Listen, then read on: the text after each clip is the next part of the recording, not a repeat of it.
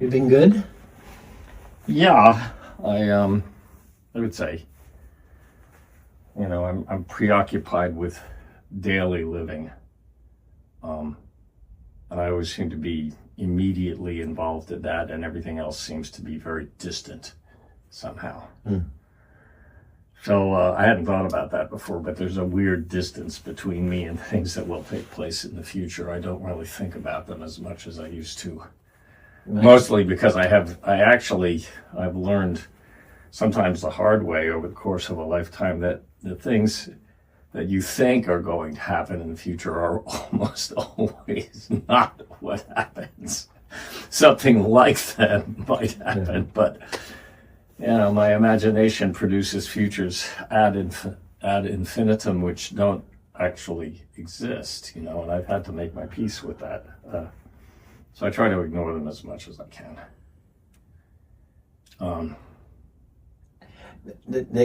They're far off in the distance, but closer than we think. Farther than waiting for the internet to fulfill its promise, and mobile communications and all of this. That's other the stuff. definition of eternity. Yeah. But I remember working with AT&T and Bell Labs and all that, and they were always saying that we think things are going to happen immediately, and it takes much longer, but in the end, it happens faster than just when you're comfortable with how slow it is. It takes place, and there's that shift where suddenly everybody has a cell phone. Everybody has an internet that they don't have to do dial-ups for, and it changes everything. I wonder if it's true for inner work, where it feels like a slog, and suddenly, for at least a moment, one is different and recognizes that although my level of consciousness might fall back, there is something that's been deposited that is not going to be forgotten so quickly. Or a little bit of a pathway that allows access. Well, it's a sedimentary process. Things collect slowly, in tiny particles inside us. And I was saying to someone last night that I asked them about their sensation, and they, confessed that they just didn't have a good connection to it. And I said, why? Because that's what people always say, why don't I have a good connection to it? And that's a big question. People want to know why we aren't here. Why are we not present? And it always has something to do with what the material that's already been deposited, the depth that it reaches, how finely grained it is, the way that it fits together, because the particles in us fit together. They're not just random, grains of sand fit together kind of randomly according to size, but molecular being has an order to it. And if the order is awry, the nourishment doesn't feed you as well. So the attention, the act of sensing, the gravity, all of these factors weigh in quite literally from a spiritual point of view on where we find ourselves. And then because we're inattentive to them most of the time, we're surprised that things aren't really very well aligned. But perhaps we shouldn't be really, because we're not actually responsible enough a lot of the time. But then we expect to get something, Yeah. Oh, I think that's true. I think we have our ideas about ourselves, but if one had a live sensation, one can feel where one is trapped or where one is limited. I had, for me, an extraordinary impression that brought to life the idea that I'm in prison. Because I actually felt that my reaction, my programmed, my conditioned responses were active, and there was something in me that wished for something and felt the walls of the prison. And it was such a shock.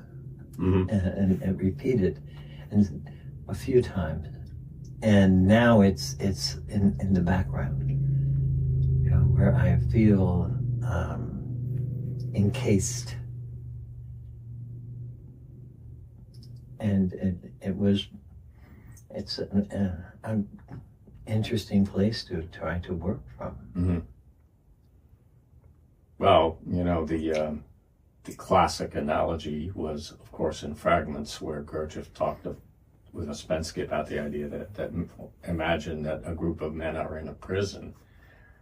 And it wasn't quite allegorical, you know. Plato called it a cave, but it was a prison because you were chained there. You know, the analogy is exact.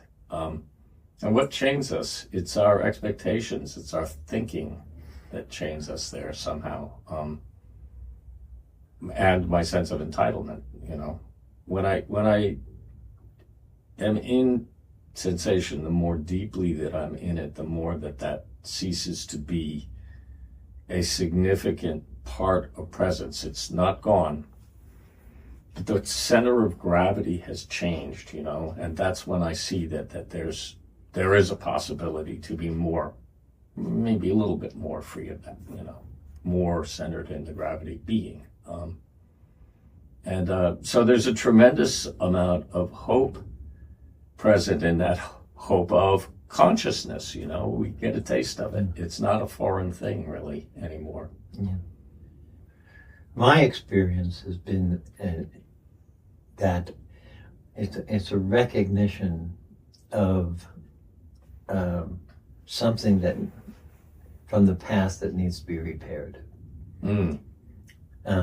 That it has deposited in me a certain perspective of myself, the attitude about my relationship to the world, and its intention toward me. And it's very, in some way, the word comes to mind, and I'm embarrassed that I have to say it because it's sweet. And what is the sweetness of it is perhaps it's because it's opening up another level of caring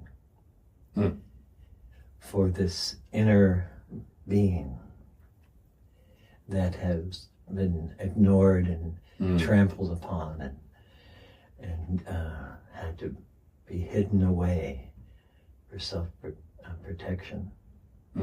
Interesting point.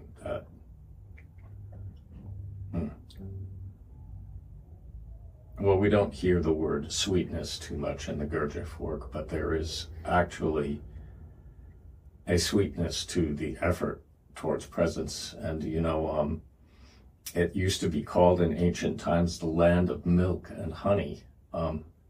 These were real substances that we ingested, you know, and they were analogies for spiritual condition where there's the mother's milk and the sweet taste of honey. There's a much bigger question of how we sense things built into those things.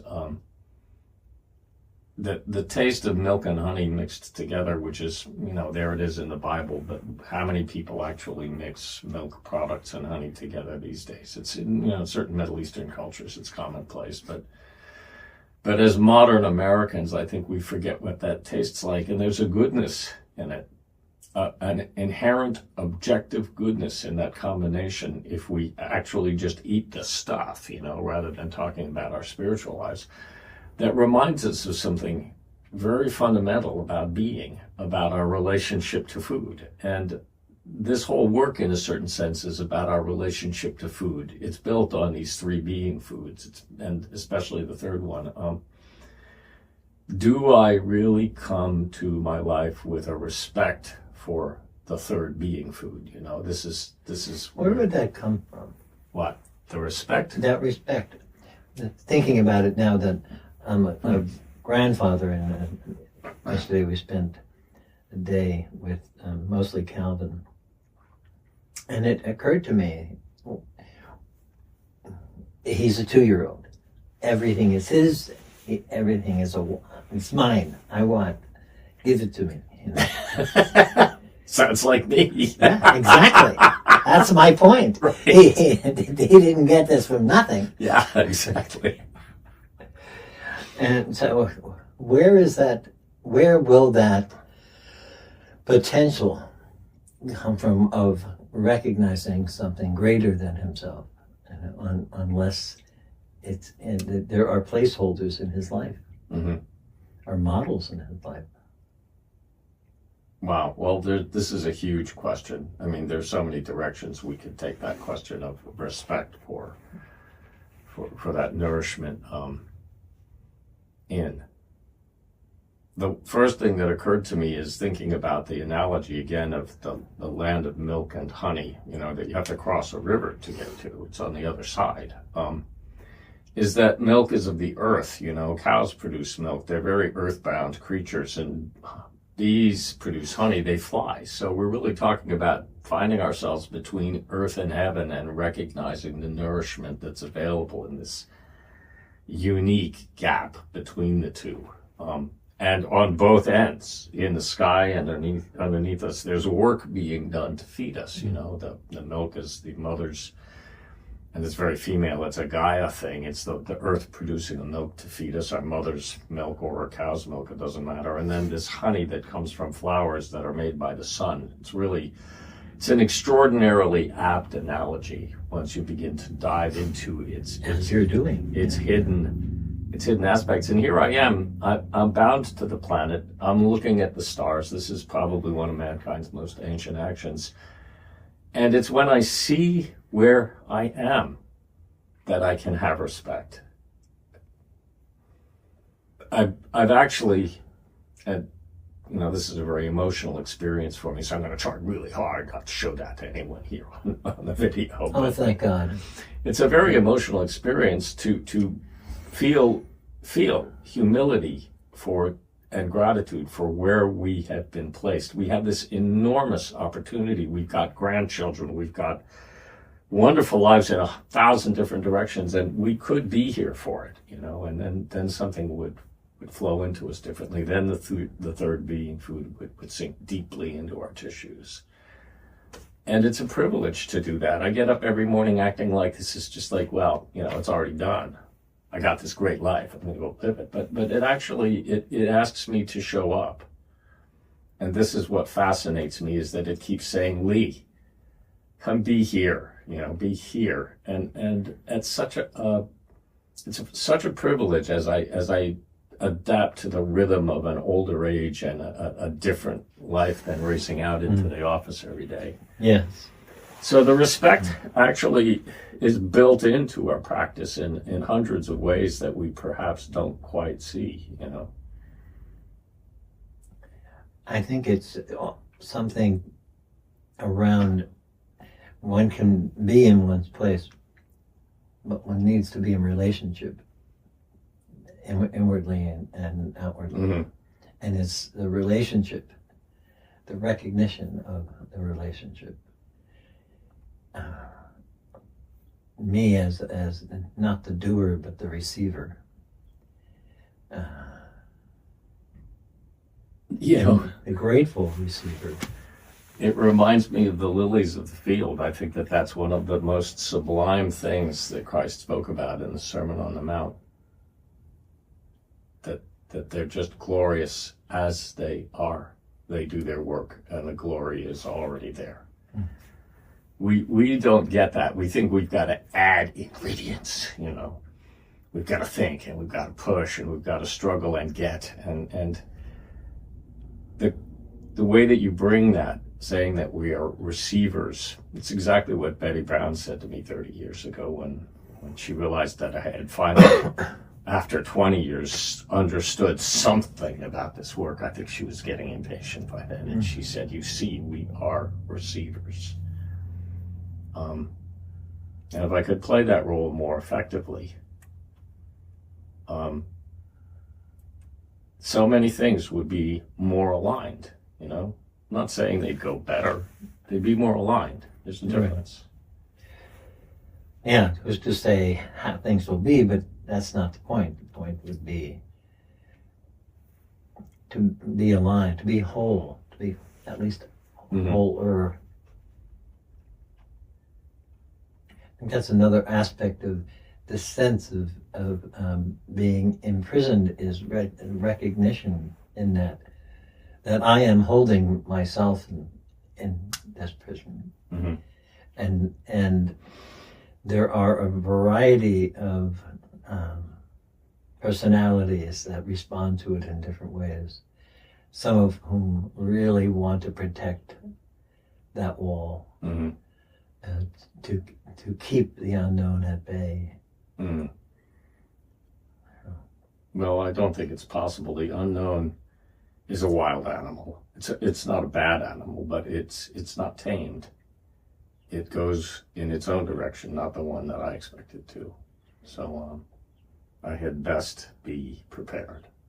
That's all I know. In what way prepared? Do you think? Well, if I'm here in my sensation when the unknown arrives, I will be its equal in the sense that I have assumed the correctly aligned position that I'm supposed to be in this life. You know, I'm here to receive that. It's my attempts to reconfigure it to what I want that somehow twisted out of shape.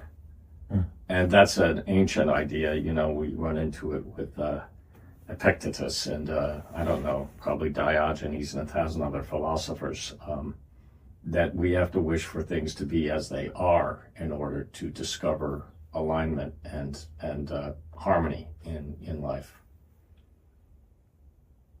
I like that. Wish for things to be as they are.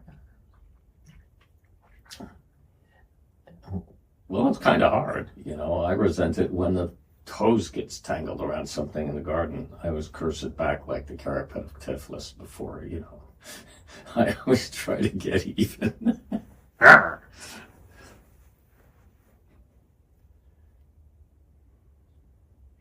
But it goes to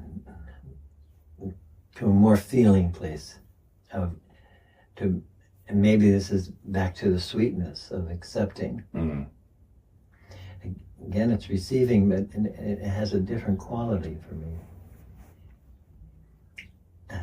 I'm not just receiving, I'm accepting. And is that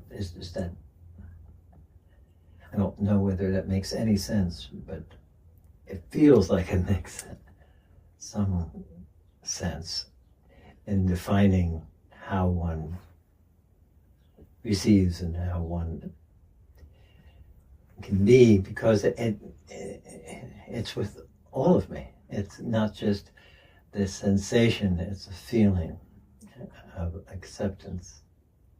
Well, I think that you've hit on the high note in the progression, simply because if I prepare through sensation to receive feeling, not to intend to feel, but to receive it, that is the force that makes the difference in my encounter with the world. I mean, we could sit around and describe it, but let's not. Let's just acknowledge that feeling, when feeling enters, when that third force truly enters, that the whole world is exactly the same as it was, but everything in me in relationship to it is completely different, completely. I couldn't even necessarily say how in any given moment, because that itself is a response to the question that life has asked me, and it changes from moment to moment. But real feeling is the it's the magic in it. That's where the glory is born, is in a feeling. And it baffles me. You know, I've been in bewilderment and wonder for many months now, maybe even years, as to why the cosmos has produced this ability to feel in creatures. Why is it there? We don't know. I mean, it is there. The idea of feeling the sorrow of our Creator is embedded deeply in Beelzebub's tales, and it's a core value of this work, but we can't go at it directly. We never can. We have to wait. And I think that's what you're referring to. Am I right? I think so. And it is a process that I initially, and I don't know who this I is, but initially there's an acceptance of all of the contradictory emotions and the acceptance, reception and acceptance of that until another note can be heard that is I don't produce. But it can work on me in a way that allows a different level of vibration. Yeah. Well, you know, we're always in danger, and I'm not being facetious, for a change. That we're always in danger in moments like this of treading on truly sacred territory, you know, because there are mysteries embedded in this action that they're higher than we are. They're truly higher than we are. We're not going to, in this life, I don't think, truly understand them. But we can participate, you know, and they're that sweetness that we were talking about earlier. It's born there in our participation.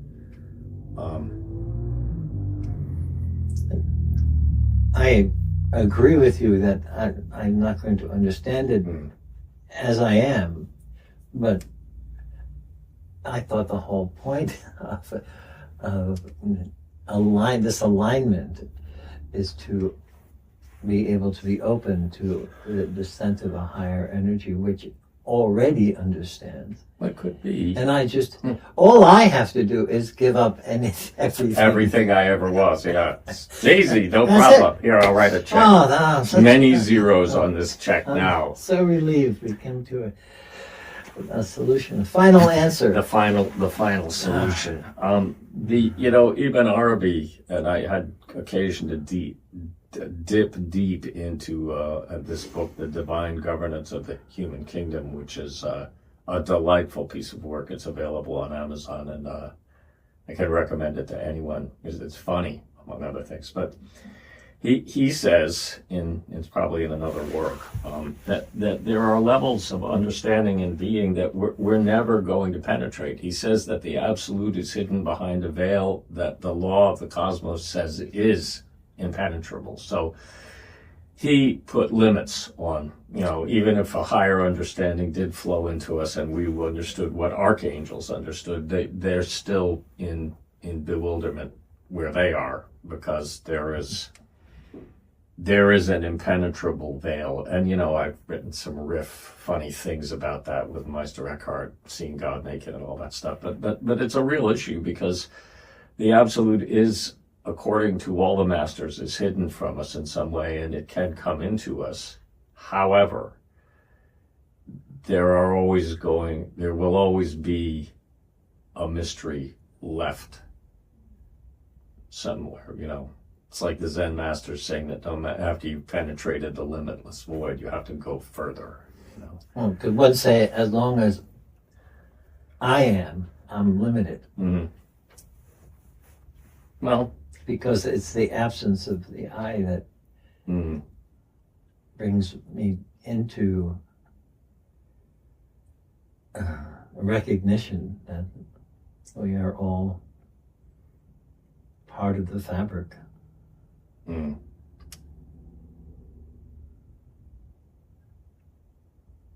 It's reminiscent of Meister Eckhart's Sermon 10, in which he says at one point, and he was known for these outrageous statements, they got him in trouble. I am in God. He said that there's a point in our being where that's can be discovered where there is no difference. And I'm sure this is one of the sermons that got him in trouble with the Inquisition. But Gurdjieff says a very similar thing in the third series. He has that little soliloquy where he realized that there can't really be any fundamental difference in a certain sense between himself and God. And Eckhart says it too. And I think that there's a taste of that available here and there. It may not flow into us constantly, but there are moments when we see that the potential we have is well beyond who we are as we are.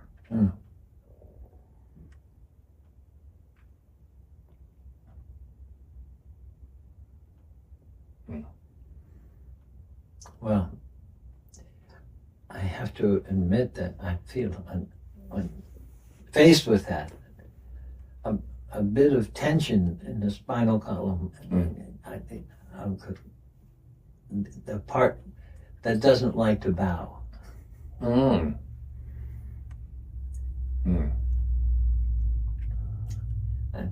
perhaps I should be spending the rest of the afternoon doing prostrations. I don't know. I'm very interested in surrendering, but I'm also terrified of it. The religious ecstasies I had I don't really want them to come back. I've seen that because every once in a while a little bit of that energy shows up in the spine and says, I'm still here. And I always have this part of me that's like, that's very nice. Annihilation is serious business. It's terrifying. It's terrifying in a good way, but I'm just a tiny little creature here. I'm not capable of being a mediator at certain levels. And if I'm asked to do it, I guess I would have to. But it's kind of like Moses telling God, "You got the wrong guy here," and God says, "Well, that's too bad. You don't get to make that decision." We are asked to play a role here on this earth and in this life, whatever it is, and we're not really, we're not giving God permission. The role we have is assigned in a sense, it's given. This is what it is. This is what we have to endure, whatever it is. Some people have to endure much worse than the average middle-class American encounters. That's certain. And is it karma? Is it grace? Is it punishment? There are all these words for it. It's life. We're asked to participate. And no matter what, in a sense, we're asked to participate. So how do I understand that? I have to ask myself that question every day. Because I've never actually come to a conclusion on that question. It just keeps coming up. How do I participate here? What's needed here? I guess that when I die, I will have to be there dying and say, again, here it is. How do I participate in this? That seems to be the question for me. Well, it sounds like it would be a very helpful mantra to live with.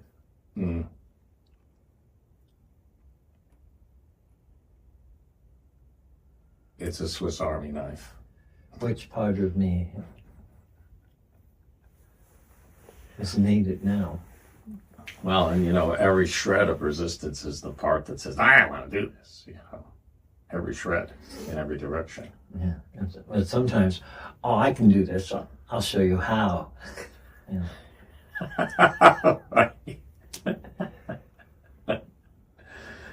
Well, I have a feeling, I don't know how long we've been on the air here, but we're probably, Long enough. yeah, I think it's enough stuff for one day. Well, I agree. Sufficient unto the program is the evil thereof. Yeah. We have to suffer ourselves, but they don't. Well, we'll see how that works out. Thanks for coming. Thanks for rearranging. Oh, yeah. Redecorating. A lifetime task.